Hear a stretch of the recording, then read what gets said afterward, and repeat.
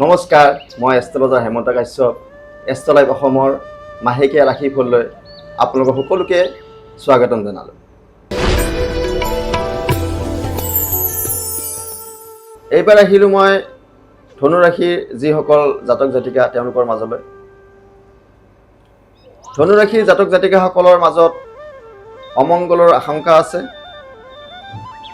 শিৰৰোগ আছে, মাথাৰ বিষ বা মাথাৰ অন্যান্য ৰোগ এই মাহত আপোনালোকে কষ্ট বা পীড়া দিব পাৰে।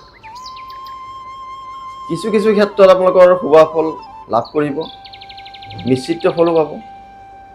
কাৰ্যবিলাকত আপোনালোকৰ সাফল্য হ'ব, যি কৰ্ম কৰিব বা যি কাৰ্য কৰিব সেই কাৰ্যত আপোনালোকৰ সাফল্য আছে। কিন্তু আপোনালোকক বাত বিষ আৰু মানসিক চিন্তিত থাকিব।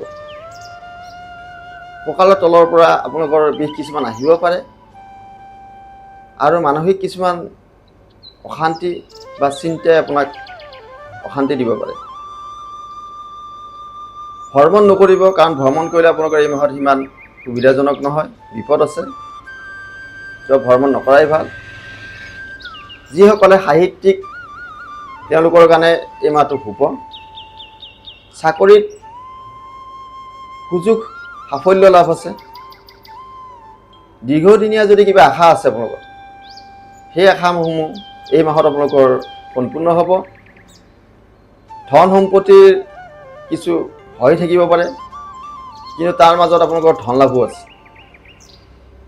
এই মাহত মই ধনু ৰাশিৰ এটা শুভফল দেখা পালোঁ, কিন্তু প্ৰথম অৱস্থাত অলপ অমংগল দেখা পাইছোঁ, কিন্তু পিছৰ ফাললৈকে যথেষ্টখিনি মই ভাল দেখা পাইছোঁ। ধন্যবাদ।